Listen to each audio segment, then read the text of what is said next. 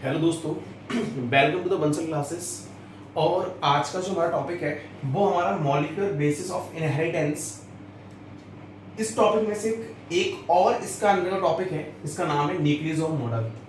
और nucleosome model एक famous model है जो डीएनए के बारे में एक्सप्लेन करता है। डीएनए के स्ट्रक्चर के बारे में एक्सप्लेन तो नहीं करता, पर ये बताता है कि कितना बड़ा डीएनए किस तरीके से अपने आप को अरेंजमेंट शो करता है।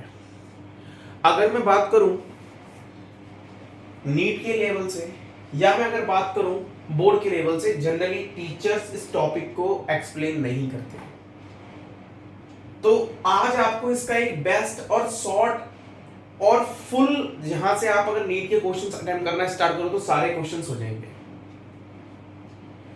तो अगर हम देखें इस न्यूक्लियोसोम मॉडल के बारे में, तो पहली बात तो डबल हेलिक्स जो स्ट्रक्चर है डीएनए का, अगर इससे भी हम पहले चले जाएं तो आपने कहीं ना कहीं सेल चैप्टर के, अगर आप नीट की प्रिपरेशन कर रहे हो तो आपने कहीं ना कहीं सेल स्ट्रक्चर में आपने पढ़ा होगा कि सेल के अंदर यूकैरियोटिक और प्रोकैरियोटिक सेल के अंदर डिफरेंस, जिसमें आपको बताया गया है कि प्रोकैरियोटिक सेल जो होता है उसके पास स्टोन प्रोटीन एब्सेंट होती है, जबकि यूकैरियोटिक सेल में स्टोन प्रोटीन प्रेजेंट होती है, डीएनए के ऊपर क्या होता है, रैप्ड होता है। अगर हम पहले इससे भी पहले अगर मैं बात कर लूं ना, तो भाई अगर मैं अपने सेल की बात करूं, एक सेल का साइज बहुत छोटा होता है, और उसमें भी अगर मैं न्यूक्लियस की बात कर लूं तो भाई उस न्यूक्लियस भी बहुत ज्यादा छोटा है। तो अगर एक सेल के अंदर का न्यूक्लियस इतना छोटा है जो हमें बहुत अच्छे पावरफुल माइक्रोस्कोप की हेल्प से दिख रहा है, और मैं अगर तुमसे कहूं कि उस छोटे से न्यूक्लियस के अंदर 2.2 मीटर लॉन्ग डीएनए प्रेजेंट है, क्या आप मेरी बात पर विश्वास करेंगे? ये दिमाग में रखो, ये मिराकल है हमारी बॉडी का, एक चमत्कार, कि अगर हम एक सिंगल सेल की बात करूं जो कि सोमेटिक सेल है, अगर मैं सिंगल सोमेटिक सेल की बात करूं तो 2.2 मीटर लॉन्ग डीएनए इसमें क्या होता है, प्रेजेंट होता है। अब तो खुद ही सोच यार कि अगर 2.2 मीटर लॉन्ग अगर डीएनए प्रेजेंट होगा, मान के चल मुझे काइट उड़ानी है और बहुत बड़ा धागा ले रखा है मेरे सब्दी, तो मैं क्या करूं? क्या जो मुझे काइट उड़ानी है तो मैं उस सब्दी जो मेरे पास है, जो सब्दी जो मेरे पास है उसको बिखरी हुई डाल दूं? क्या काइट उड़ा लेगा? क्या पॉसिबल ही नहीं है। वो सुलझती हुई मतलब आपस में ही उलझ जाएगी और वो तुझे बाद में जाके फिर वो सुलझानी पड़ेगी। तो सिमिलरली जब इतना बड़ा डीएनए उस छोटे से पॉइंट पे आके रहेगा तो जाहिर सी बात है यार, सुलझने का मतलब उलझने वाले की पॉसिबिलिटी ज्यादा है। अगर उलझने की यहाँ पर पॉसिबिलिटी ज्यादा है तो यहाँ पर तो हमारे जीन्स प्रेजेंट हैं, तो यहाँ पर तो बहुत बड़ा वेरिएशन देखने के लिए मिल जाएगा। तो अब हम क्या करें? हमने इसको स्टडी करने के लिए, हालांकि सेल के अंदर ये फिनोमेना ऑटोमेटिक होता है, पर अगर हम इसको स्टडी करते हैं तो स्टडी करने वाला जो मॉडल है ना, उसका नाम है न्यूक्लियोसोम मॉडल। तो जाहिर सी बात है ये न्यूक्लियोसोम मॉडल में कहीं ना कहीं यूकैरियोटिक सेल में पढ़ रहा हूं, क्योंकि मैं इसमें कहीं ना कहीं बात करूंगा स्टोन प्रोटीन के बारे में। और स्टोन प्रोटीन एक वो प्रोटीन होती है जो बेसिक प्रोटीन मानी जाती है किसी भी एक एनिमल सेल के अंदर। और बेसिक प्रोटीन क्यों होती है, इसका रीजन क्या बेसिक प्रोटीन होने का? क्योंकि यहां पर क्या प्रेजेंट होता है, लाइसिन और अर्जिनिन। लाइसिन और अर्जिनिन अमाइनो एसिड की प्रेजेंस होती है, और ये अमाइनो एसिड्स जो होते हैं, ये अमाइनो एसिड्स जो होते हैं वो कैसे होते हैं, बेसिक इन नेचर। और तुम भली बात ही जानते हो कि यार अपना डीएनए जो होता है वो एसिडिक नेचर होता है। क्यों होता है? क्योंकि इसके पास फॉस्फेट ग्रुप है, और फॉस्फेट जो बना होता है ना, वो बना होता है अपना किससे, H3PO4 से। और जब तू इसको जाके एक्वस मीडियम में डालेगा तो इसका नेचर होता है एसिडिक। तो जाहिर सी बात है कि भाई अगर इसका नेचर एसिडिक है तो मेरे डीएनए का नेचर भी एसिडिक है, तो डीएनए के अंदर फॉस्फेट ग्रुप कहीं ना कहीं प्रेजेंट है। तो जो न्यूक्लियोसोम मॉडल है ना, स्टोन प्रोटीन पर कहीं ना कहीं डीएनए रैप्ड है। जैसे जो सद्दी होती है पतंग की उड़ाने वाली, उस सद्दी को तुम कहीं ना कहीं चक्रे पे बांध के रखते हो, तो सेम अगर मैं बात कर लूं यहां पर टाइप ऑफ स्टोन प्रोटीन की, तो यहां पर हमारे पास चार तरीके की स्टोन प्रोटीन्स होती हैं। पहली होती है H1, H2, H3 और H4, जिसमें से H2 भी दो होती है, H2A और H2B। अपने दिमाग में ये रखना भाई कंसेप्ट कि न्यूक्लियोसोम मॉडल जो है ना, कोई हमें स्ट्रक्चर ऑफ डीएनए के बारे में रिप्रेजेंट नहीं करता। जो न्यूक्लियोसोम मॉडल है उसका जो मेन कंटेंट है वो सिर्फ ये है कि भाई जो डीएनए है तुम्हारा 2.2 मीटर लॉन्ग डीएनए, उसको मैं कैसे एक सिंगल सेल में अरेंज करूं।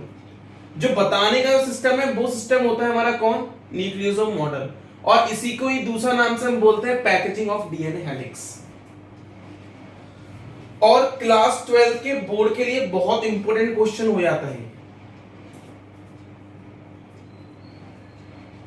हमारा डीएनए एसिडिक था, उस डीएनए के एसिडिक होने का जो रीजन था, वो डीएनए के एसिडिक होने का रीजन था ये phosphate group PO4 try negative.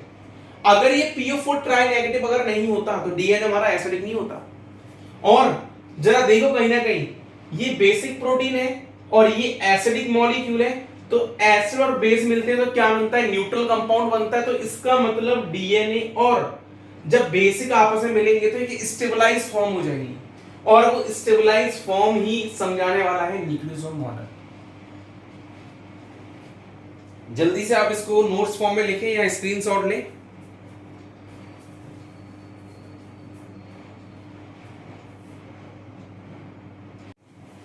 Hello friends, अब देखिए हमारी इस वीडियो में, तो अगर हम इस वीडियो में बात करें आपसे, तो देखो जैसे कि मैंने आपने पिछली बार बताया था कि जो डीएनए रैप होगा वो एक बेसिक प्रोटीन पर रैप होगा। और बेसिक प्रोटीन यहाँ पर क्या नाम था, यूकैरियोटिक सेल के अंदर, जिसका नाम था स्टोन प्रोटीन।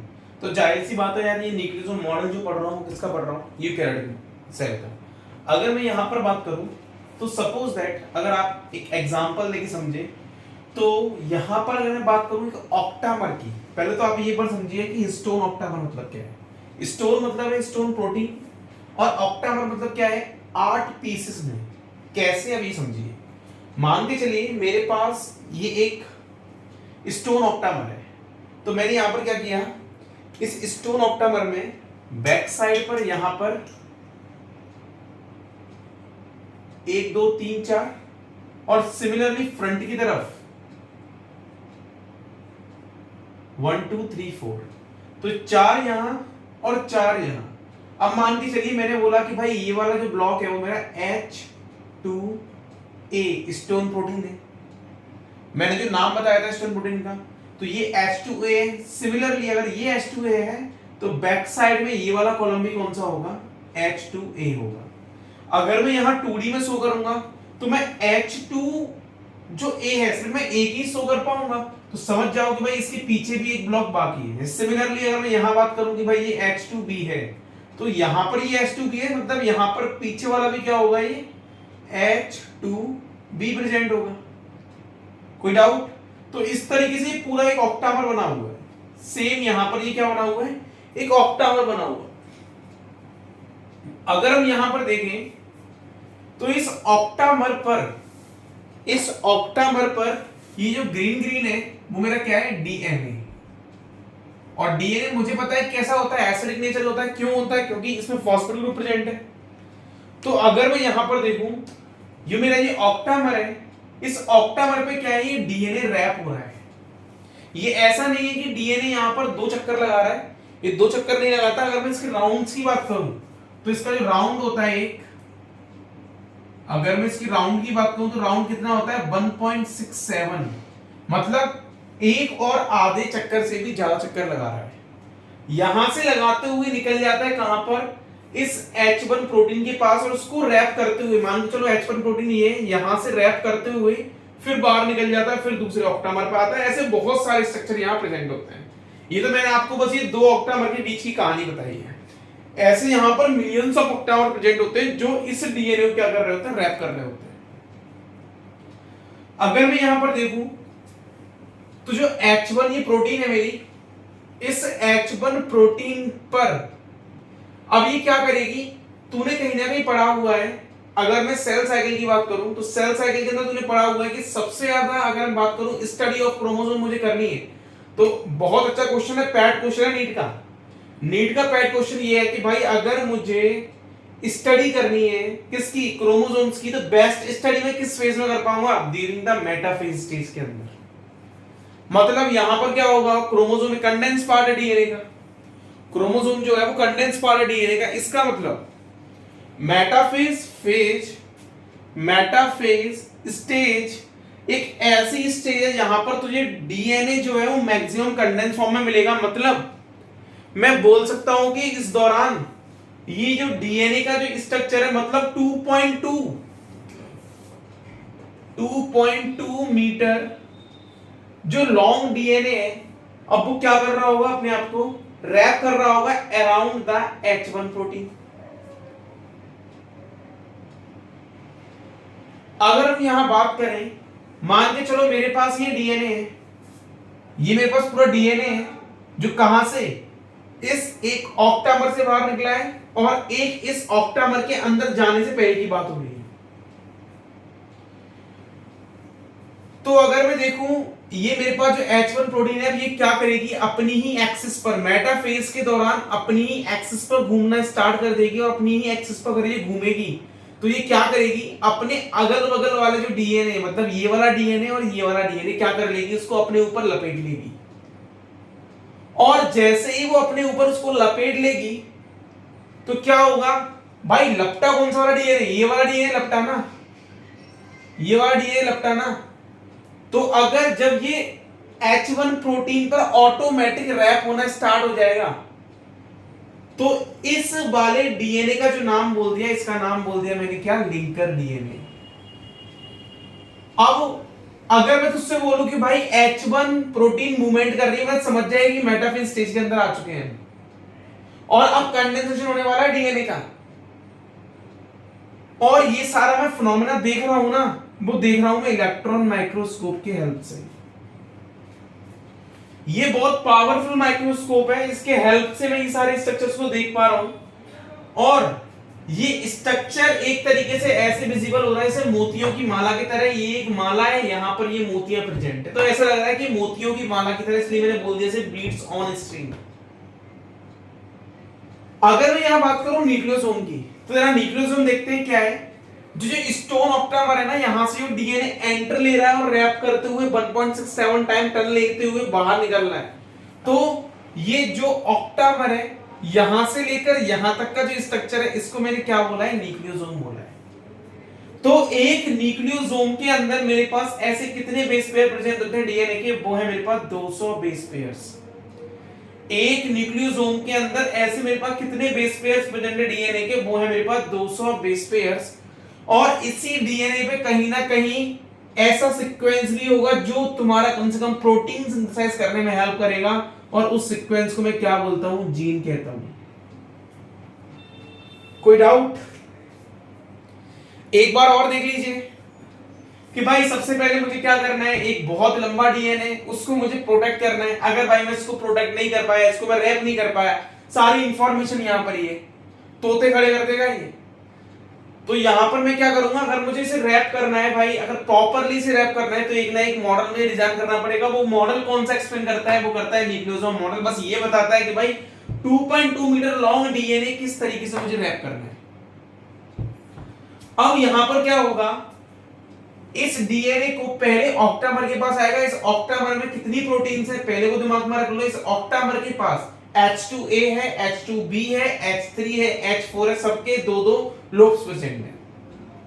तो ऐसे को मैंने क्या बोल दिया, 4 है, 4 मल्टीप्लाई बाई 2 8 ऑक्टामर हो गए, मतलब 8 स्टोन प्रोटीन का एक लोब हो गया पूरा। तो उसको मैंने क्या बोला, ऑक्टामर बोल दिया।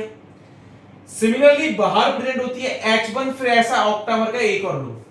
अब एक जैसे डीएनए रैप करते हुए 1.67 टाइम टर्न लगाते हुए बाहर निकल जाएगा, एंड देन जो H1 है उसको रैप करते हुए और दूसरा वाले ऑक्टामर को रैप करते हुए बाहर निकल जाएगा। सिमिलर ऐसे स्ट्रक्चर बार बार रिपीट करते रहेंगे। यहां पर क्या होगा, मेटाफेज के दौरान जब हमें पता होता है कि डीएनए कंडेंसेशन फॉर्म में आता है, तो उस दौरान जो H1 प्रोटीन है उसमें अपनी ही एक्सेस में मूवमेंट स्टार्ट हो गया होगा और जब इसकी ही एक्सिस पे मूवमेंट स्टार्ट होगा तो अपनी ही एक्सिस पे गोल गोल घूमना स्टार्ट कर देगी और इधर उधर वाले सारे डीएनए क्या कर देगी, अपने पास लपेट लेगी। अब जब डीएनए ही सारा लपेट जाएगा तो ये दोनों यूनिट्स अपना ही क्लोज आ जाएंगी, और ये दोनों यूनिट्स जब क्लोज आ जाएंगी तो बोल सकते हैं कि कंडेंसेशन हो गया। किसके क्लोज आ गई, इस H1 के क्लोज आना स्टार्ट हो गया इन यूनिट्स का। तो इसी को मैंने क्या बोल दिया, कंडेंसेशन फॉर्म। और कंडेंसेशन फॉर्म ही आगे जाके क्रोमोसोम फॉर्म करती है। हम ये पूरा जो स्ट्रक्चर पढ़ रहे हैं वो कहां पढ़ रहे हैं, किसके हेल्प से पढ़ रहे हैं, इलेक्ट्रॉन माइक्रोस्कोप के हेल्प से पढ़ रहे हैं। और ये ऐसा अपीयरेंस हो रहा है जैसे मोतियों की माला की तरह, इसलिए मैंने इसको क्या बोल दिया, बीड्स ऑन अ स्ट्रिंग बोल दिया। यहां से लेकर यहां तक का ये मेरे पास क्या था, न्यूक्लियोसोम है। तो एक न्यूक्लियोसोम के अंदर 200 बेस पेयर प्रेजेंट होते हैं, किसके, डीएनए के। इसी खुशी में जल्दी से स्क्रीनशॉट लें।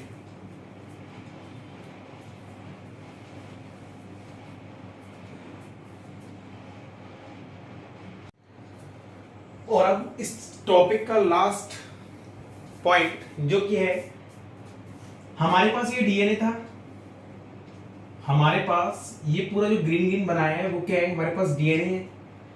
और ये डीएनए रैप कर रहा है किस पर, सबसे पहले किस पर रैप कर रहा है, इस ऑक्टामर पे। मैंने इस स्ट्रक्चर का नाम क्या बोला था, न्यूक्लियोसोम। तो डीएनए की फर्स्ट डिग्री ऑफ कॉइलिंग वो कौन सी आती है, न्यूक्लियोसोम।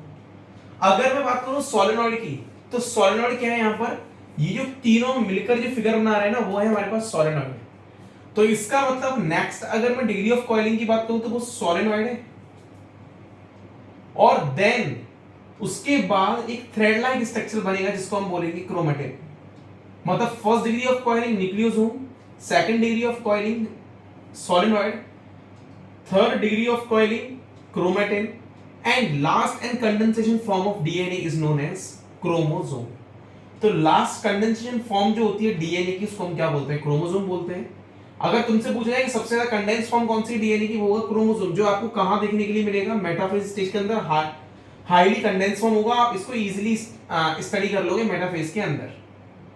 तो ध्यान रखना है हमको, डीएनए जो है सबसे ज्यादा कंडेंस फॉर्म होती है chromosome, first degree of coiling होती है nucleosome, second degree of coiling होती है सोलेनॉइड, जो कि तीनों फिगर मिला के बोल रहे हैं, उसके बाद क्रोमेटिन एंड देन क्रोमोसोम।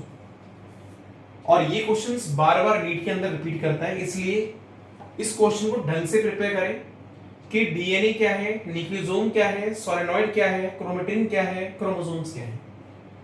तो अगर आपको इस पूरे मॉडल के अंदर अगर आपको कोई भी डाउट हो तो प्लीज मुझे कमेंट में रिप्लाई करें।